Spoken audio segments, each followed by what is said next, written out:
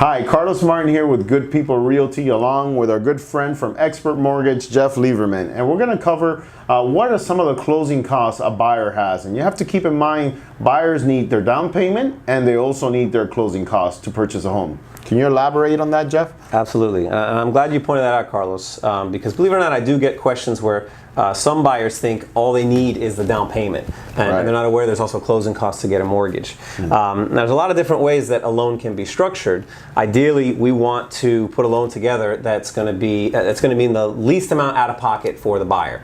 And a number of different ways we do that. But for the most part, as far as closing costs go, closing costs are going to vary. I like to give a percentage range of anywhere between 3 and 5% of the sales price. Now, that percentage will be on the lower side on higher priced homes than it will be on lower priced homes. That's because some closing costs, such as the appraisal and the inspection, are a flat fee.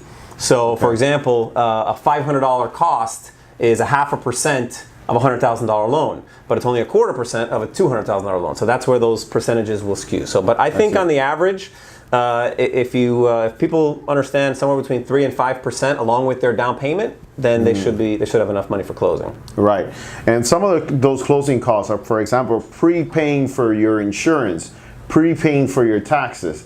And that's some money that you have there that the loan institution is going to ask you for that money up front, so you have that money in reserve. Right. Yep. Exactly. It gets kind of lumped into the overall closing cost term, but a lot of that money, and sometimes it could be as much as half of the total closing costs, is what we call prepaids or prepaid items or escrow items, which is going to be set aside to pay the applicant's property taxes, insurance at closing, and then subsequent renewals the next time they're due. Also, it's important to understand that if a buyer does not have all the money they need, let's say they hear that number of 3 to 5% plus a down payment and they don't have it, there's always ways to structure loans, whether it be gift funds from family members, down payment assistance programs, sellers will sometimes pay some buyers' closing costs, even credits, even lenders. Sometimes we will offer to pay some of their closing costs. There's always a way to make this work,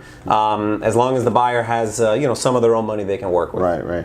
And sometimes the buyers say, why isn't it an exact amount? It's very impossible to say it's going to be 3% or 3.5% because we don't know how much the taxes for that house are. We don't know how much the insurance for that house is. You could have a house that's newer that's going to pay way less insurance than a house that's maybe 60 years old that doesn't have maybe the hurricane impact windows or a newer roof, and all that varies. So if you're buying a newer home, you're going to pay less on your insurance and as far as an older home. So all those things is why the closing costs are not exact amount. But just keep in mind that all those figures are going to be in the closing statements, and they're going to be explained to the buyer very thoroughly and upfront.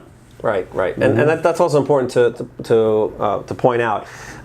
When somebody's looking for a home, they're looking at several different homes. They're going to have different amounts for property taxes and insurance, like you said. Some will have association payments and other factors like that.